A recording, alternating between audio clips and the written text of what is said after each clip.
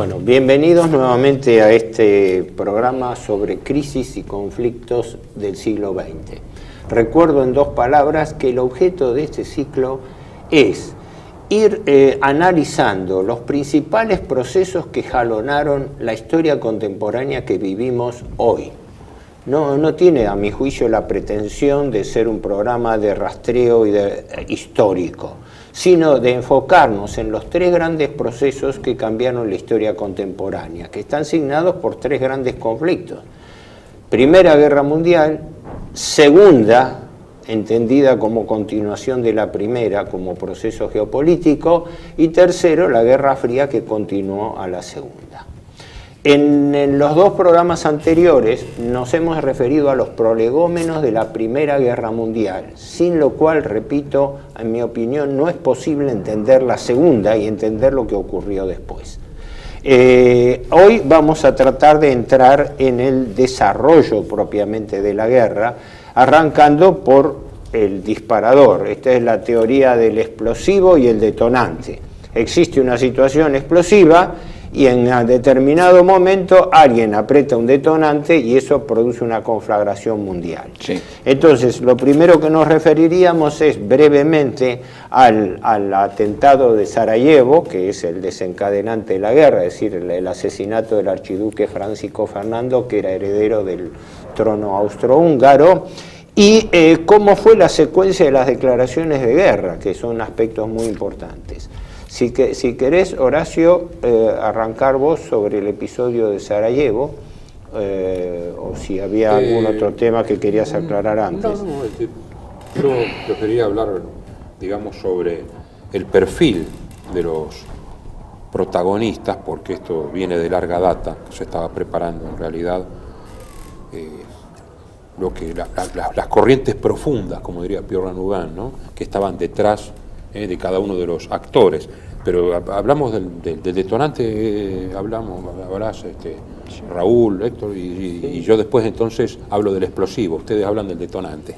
Si bien no quiero monopolizar yo, porque después me van a censurar de que utilizan más espacio que el de ustedes, y esto es una mesa redonda, estamos todos variados.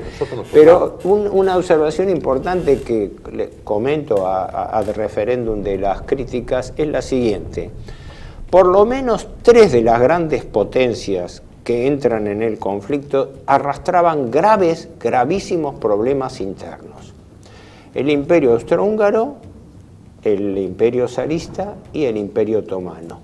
Es decir, entraban en un conflicto arrastrando gravísimos problemas internos.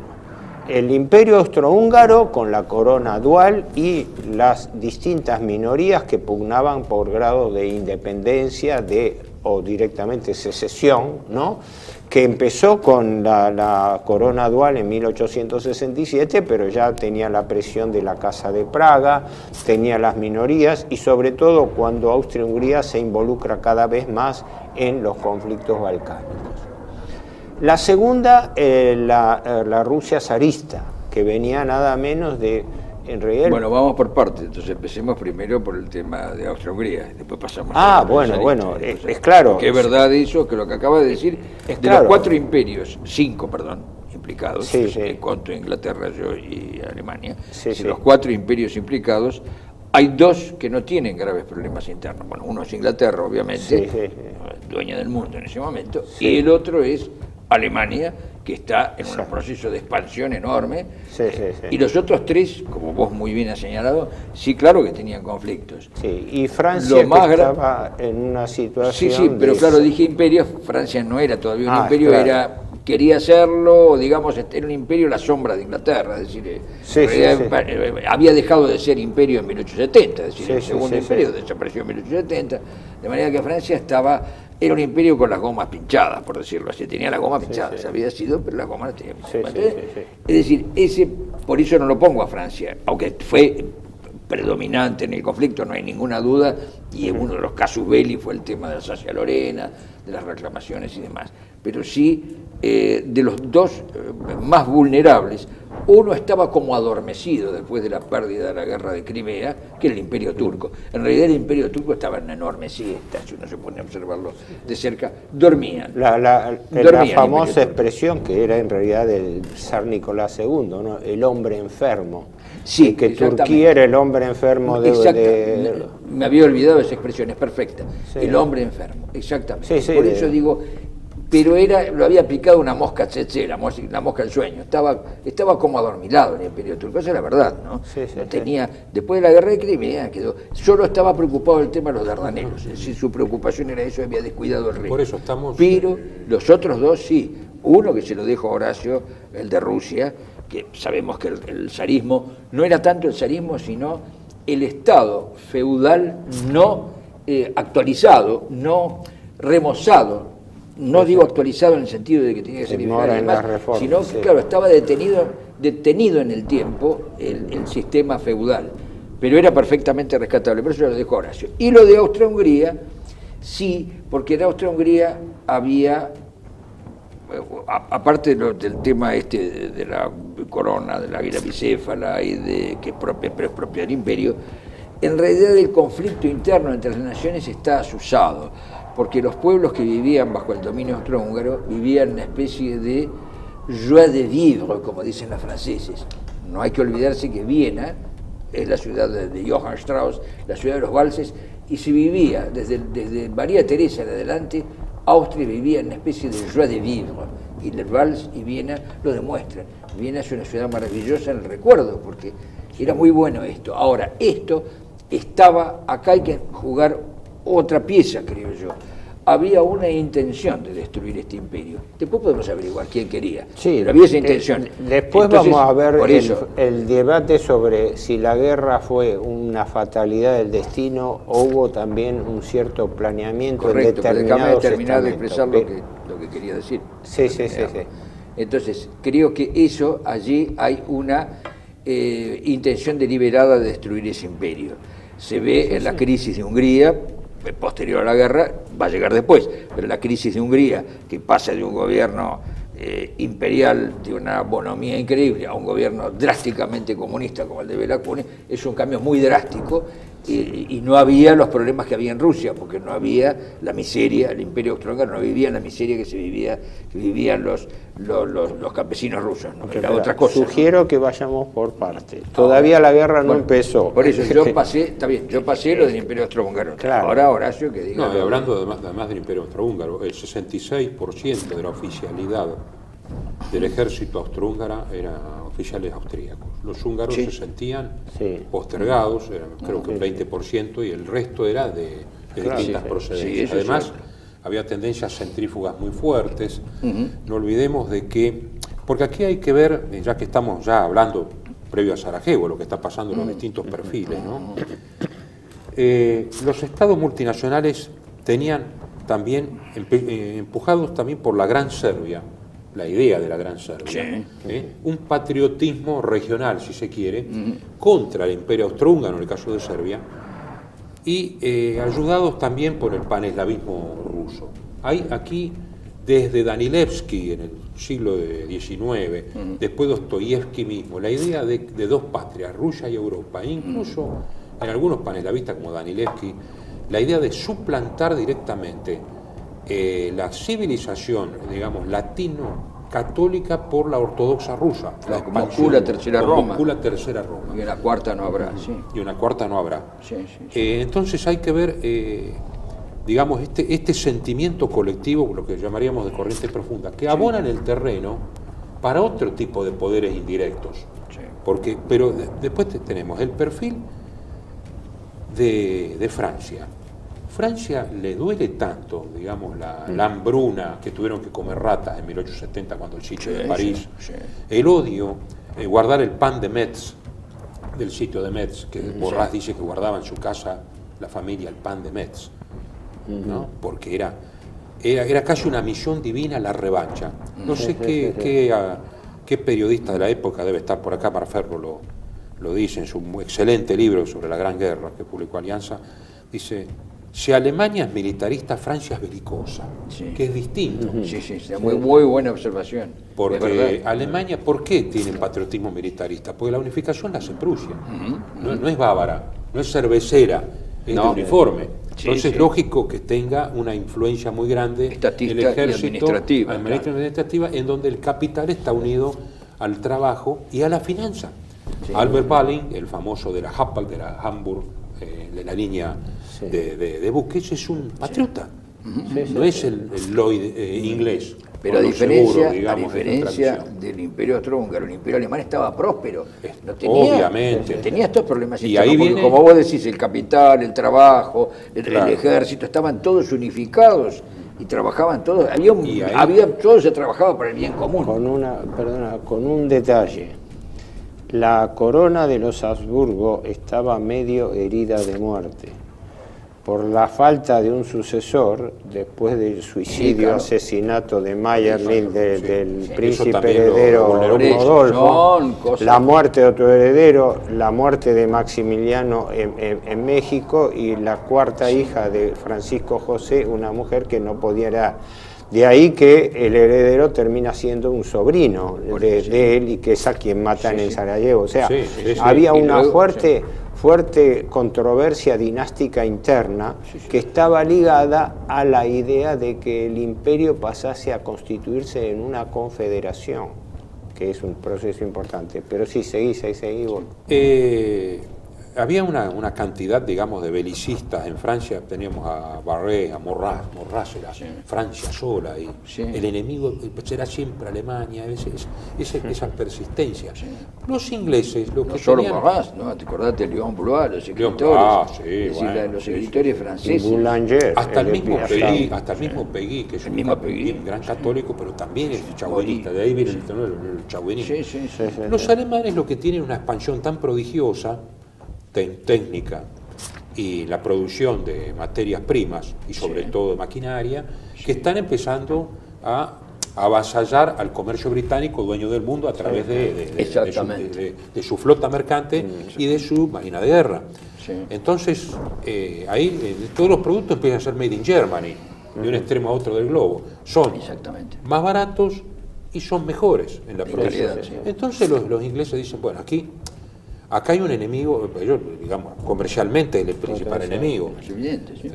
Entonces, ahí viene la rivalidad anglo-alemana, el tema del Dreadnought, que habíamos hablado, la construcción de acorazados, y el almirante Tirpitz dice, hay que expandirse, ¿cómo hacemos? Tenemos que tener colonia. Tienen colonia, el Congreso de Berlín, 1880, creo que 88, y ahí más o menos se reparten a África. Pero Alemania siente que tiene que tener una expansión comercial, tiene que tener una buena flota mercante y por lo tanto una buena marina de guerra. Los ingleses eso no lo pueden lograr. Tienen el mejor ejército por formación y por cantidad y van a tener la segunda marina del mundo y ahí Italia desconfía de Francia, a pesar de que están latentes. Digamos, en la Triple Alianza.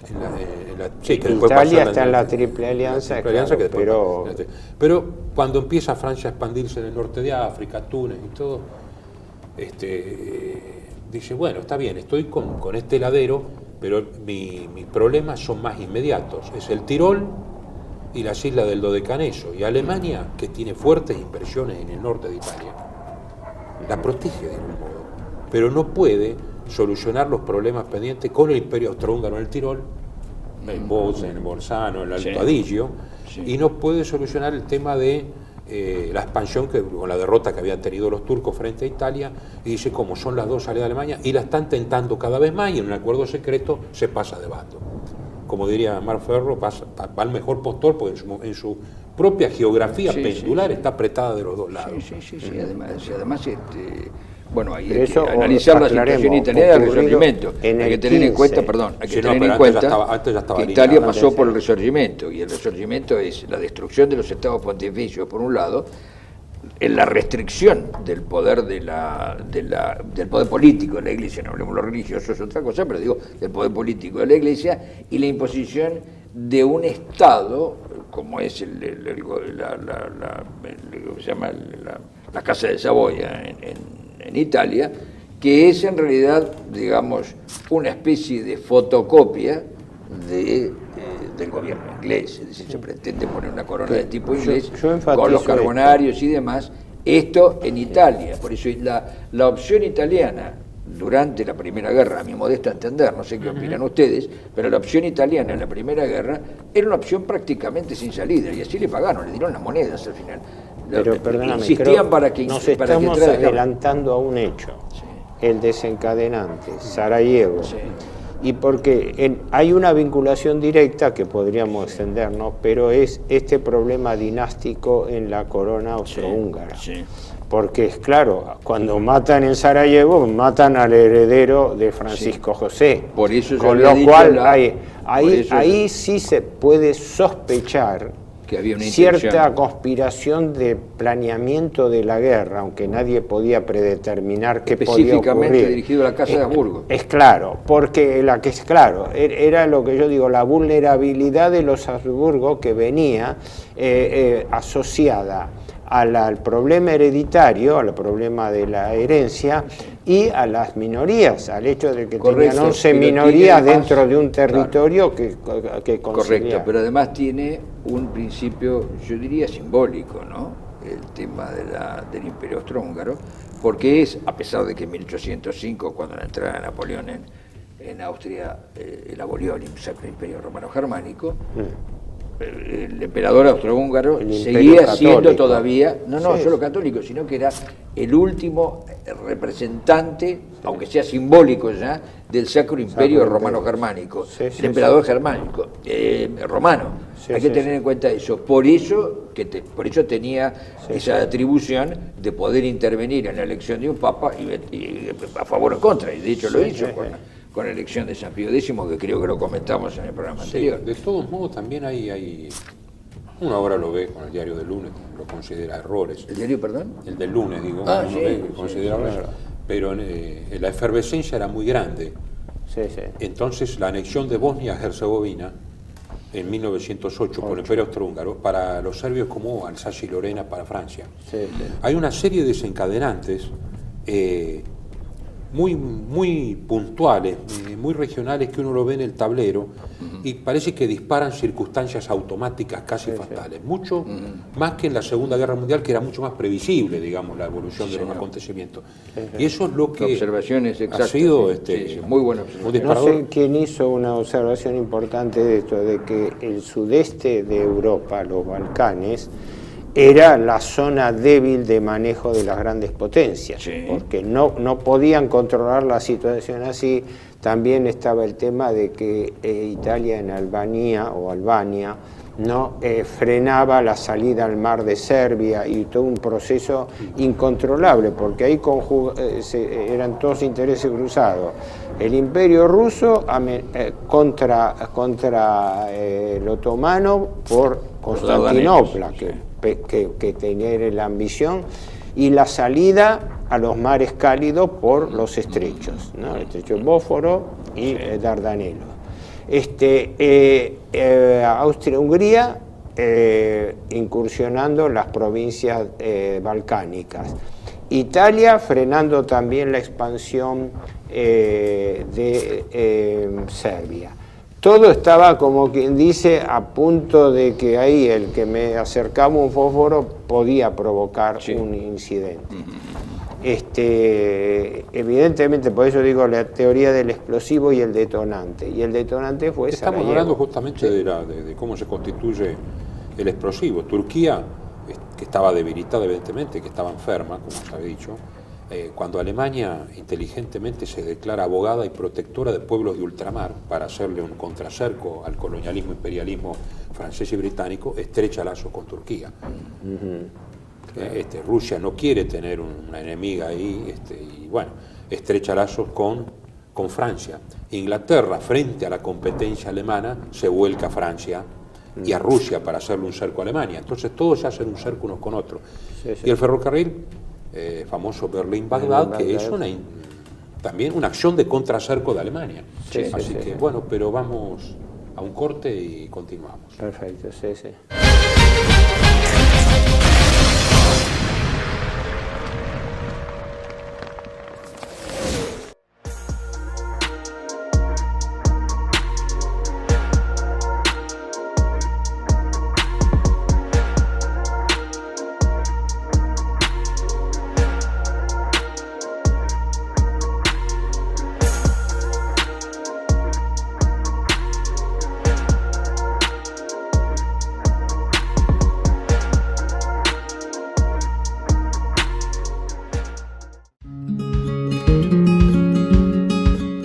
Residencia de Los Ángeles es un hogar para adultos mayores habilitado en la ciudad de Buenos Aires, cuyo objetivo es la atención y cuidado de pacientes de la tercera edad. Más de 30 años de experiencia nos respaldan. Trabajamos con dedicación para cuidar a nuestros abuelos y así ofrecerles la felicidad y comodidad que ellos merecen. Estamos en el barrio Villarreal, pasaje Francisco Bauzá 2372, casi esquina Tinogasta. Comuníquese con María al 11 61 70 45 38. Los esperamos.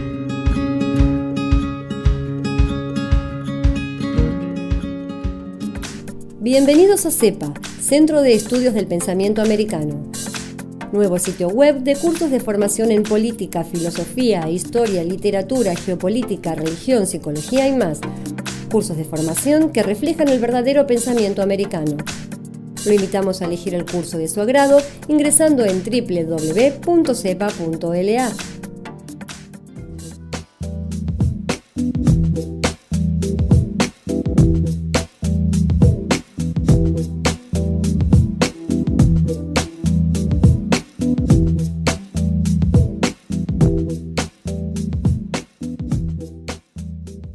Decir siempre la verdad primero tiene un precio.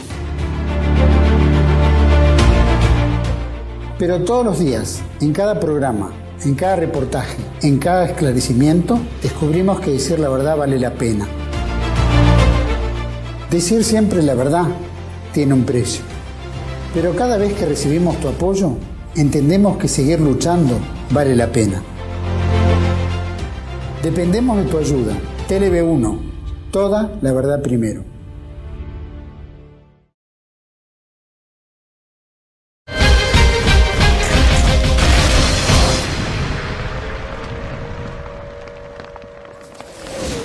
Bueno, quedamos en algo que es en realidad el nudo de la cuestión, ahora. Sarajevo. Sí. Si querés desarrollarlo vos o... No, ya que lo tenías ahí.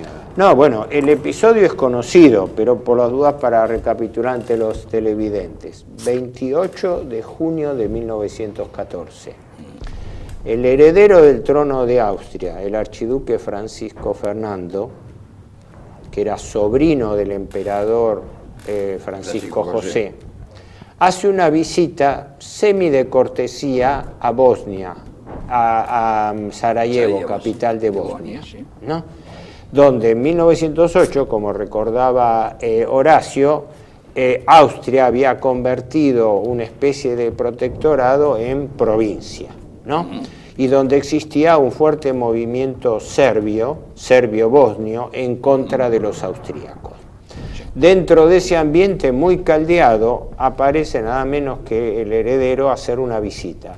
Un detalle importante que creo que eso lo comenta el historiador británico A.J.P. Taylor. En realidad la visita no era política. El archiduque había ido a supervisar maniobras militares que se hacían en Bosnia. Exacto. Y entonces, como parte de un conocimiento protocolar, visitó la capital, por eso iba a permanecer 1 o 2 días nada más. Ahora, la secuencia de los hechos que es conocida fue que en la caravana de autos donde él llegaba e iba hacia el ayuntamiento,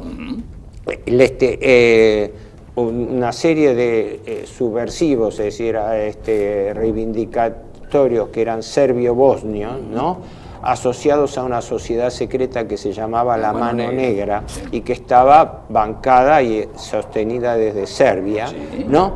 Le preparan un atentado, en realidad le preparan una serie de atentados, porque eran 8 los implicados y creo que tenían previsto, por si le fallaba uno, como le falló, 3 o 4 atentados más.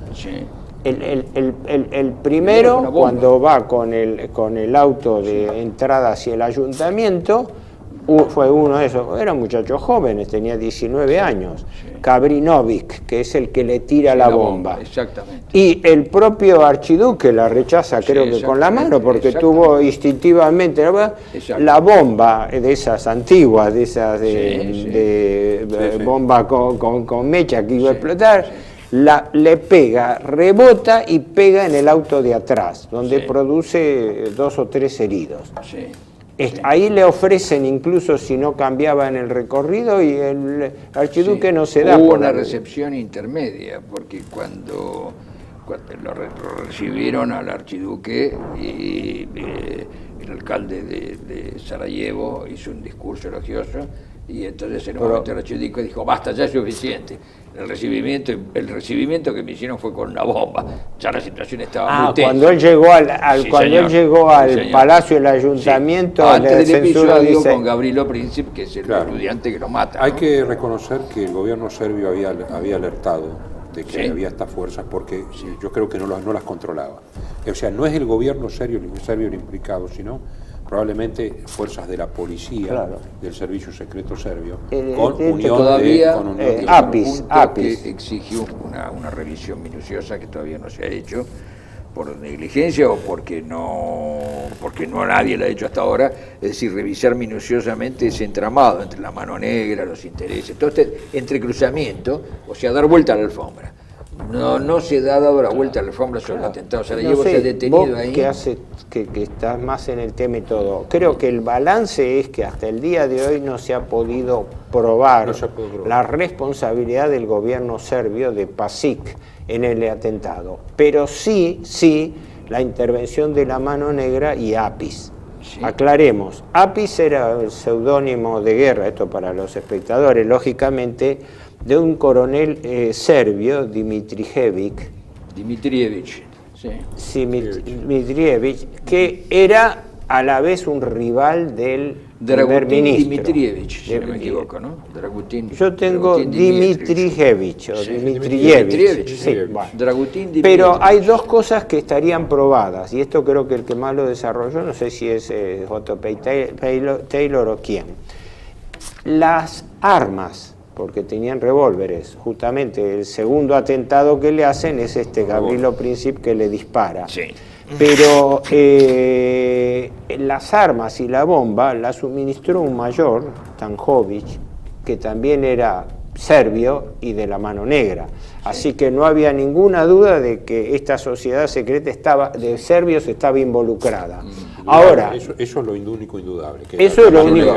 Ahora, porque después tiene que ver en el ultimátum y en la respuesta que le da el gobierno. Permiten todo menos que haya la policía austrohúngara. Claro, una cosa nada más para completar para los telespectadores.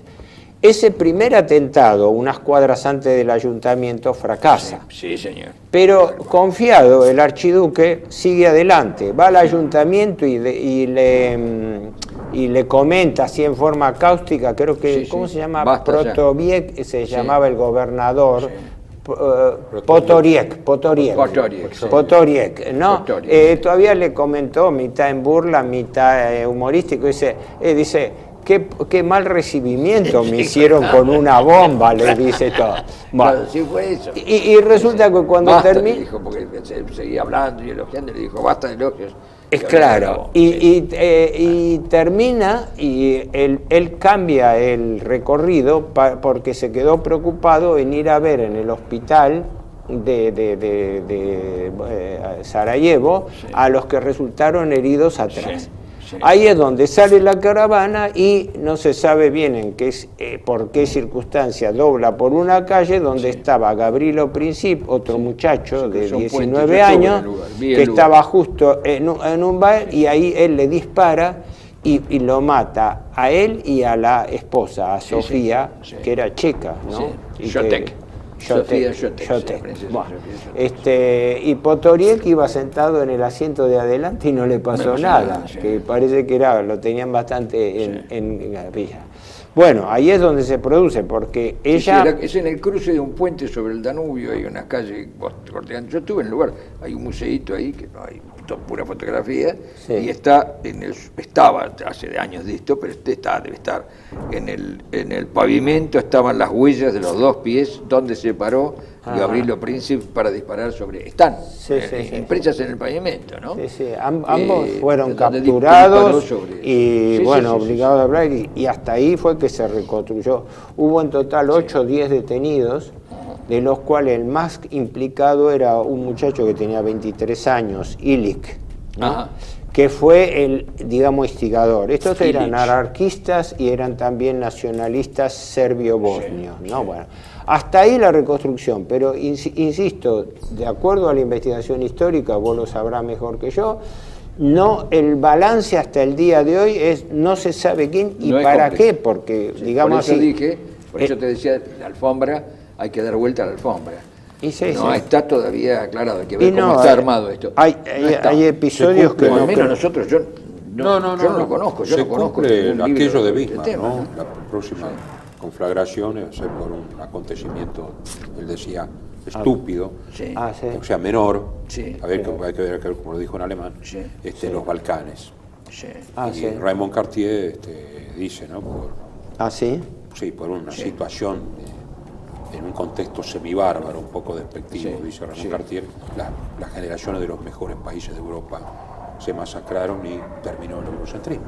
Sí. Sí. Sí, sí. O sea, Es que cuando uno lo ve... el gran Sí, sí, porque es muy Es claro, honesto el gran interrogante en la expresión que de su uno- pensamiento, Raymond Cartier, es muy, muy honesto. Claro, Sí, eso el es gran verdad. interrogante que uno se encuentra es, en ese momento, poniéndose al 28, ¿alguien podía pensar que eso iba a desencadenar una guerra mundial?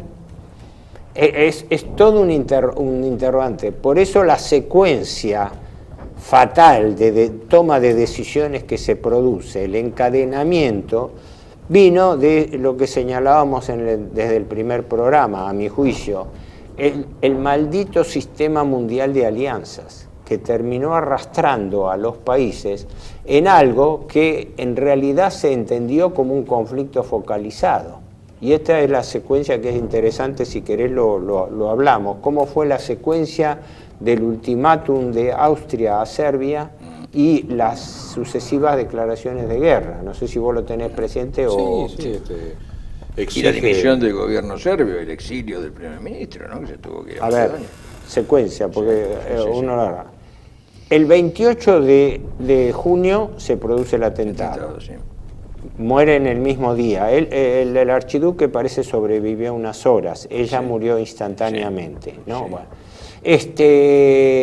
son repatriados los restos a Viena y entonces a los pocos días, yo creo que fue a principios de julio, el gobierno austríaco dirige un ultimátum a Serbia. Que entregue los responsables o Es averigüe claro, qué pasó. primero era una serie de exigencias de que pare la campaña antiaustríaca en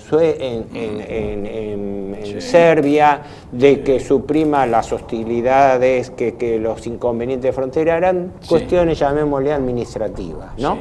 Pero le exige Todo que, claro, podía ser que arreglado aclare el tema pacíficamente. porque tenían perfectamente identificado que eso venía de una asociación donde estaban metidos los serbios. Sí. Y el punto más conflictivo fue que exigía que representantes, digamos, la policía austríaca, se trasladasen a Belgrado para colaborar y supervisar la investigación. Que es Eso lo era que cuestión de básicamente... soberanía que esgrimió. Es claro, que es lo que después le dan un mes de tiempo.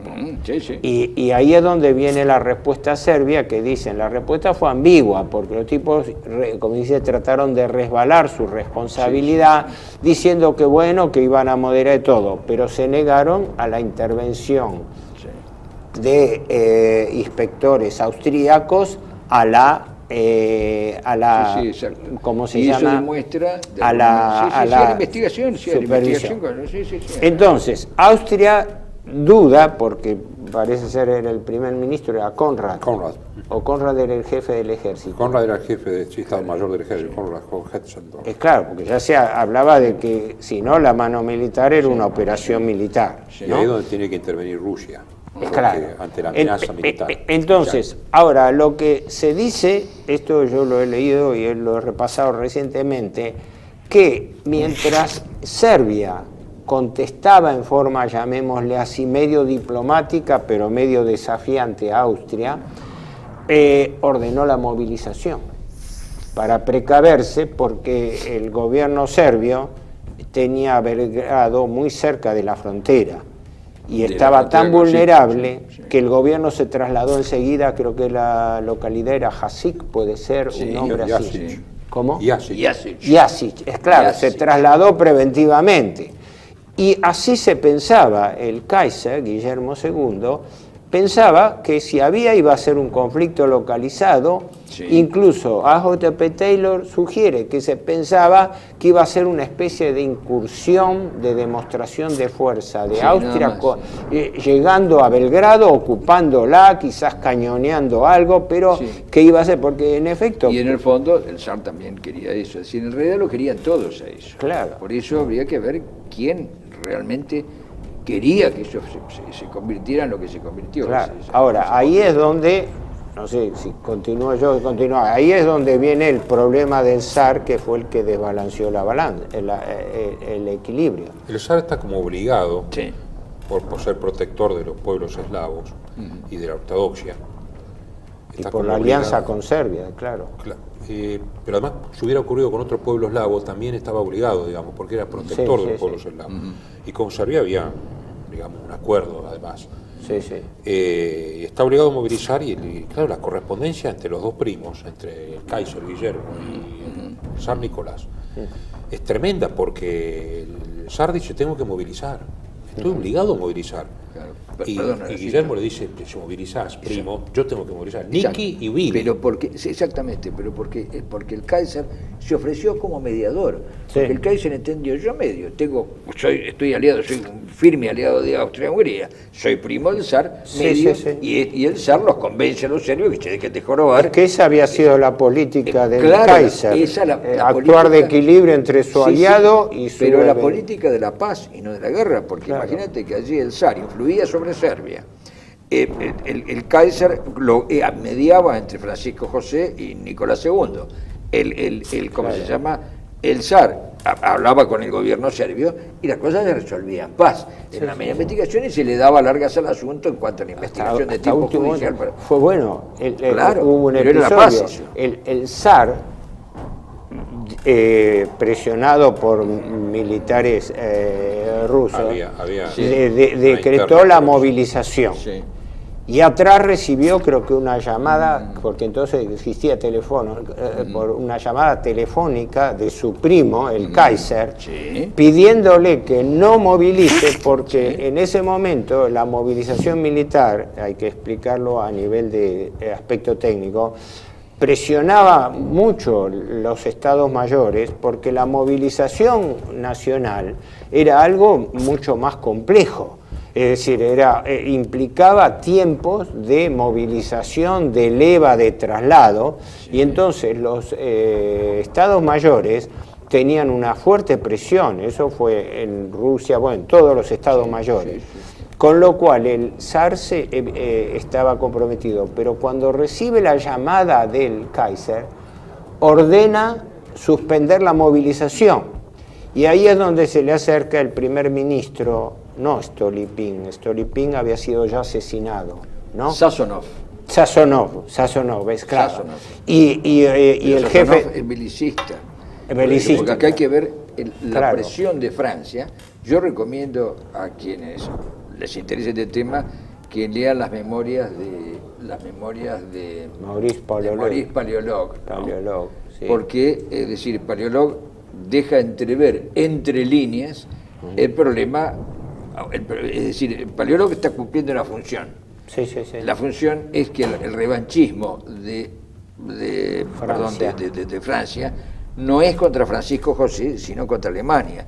Este entrecruzamiento de cosas hace que evidentemente la situación estaba muy trabada, y la actitud belicosa de Francia, no guerrera, sino belicosa de Francia, está exacerbada. Ahora, ¿quién la exacerba? Porque lo curioso es que en los mismos políticos franceses, es decir, profundamente antialemanes, algunos de ellos, como Jean Jaurès y todo, no querían la guerra. Es decir, Jean Jaurès tuvieron que convencerlo, y era socialista, es decir, a los que odiaban a Alemania y demás, no querían la guerra. Pero hubo un sector así, ¿no es cierto?, que quiso sí la guerra, y que intentó por todos los medios convencer al zar a través de Sazonov, de que había que entrar en guerra. Por supuesto, otros como el conde Witte, que después fue primer ministro, dijeron, bueno, si por accidente Rusia entra en esta guerra, lo único que va a hacer es perder no solo la guerra, sino que puede arriesgarse a una revolución de dimensiones. Si eso lo advirtieron en su momento. El conde Witte, porque habían pasado la revolución del 5, ¿no? Que ahora, la revolución del 5 había dejado un recuerdo imborrable. ¿Cómo, perdón? La revolución del 5 había dejado un recuerdo imborrable de la debilidad de la Casa Real. En realidad, cuando uno lo ve retrospectivamente, el zar, bueno, es la opinión predominante, el zar, no por mala intención, pero no percibió la gravedad que tenía de que tenía un ejército y una política incluso expansionista y dura, cuando tenía los pies de barro dentro de una situación social, económica y política que no le respondía. Y que después le costó la guerra.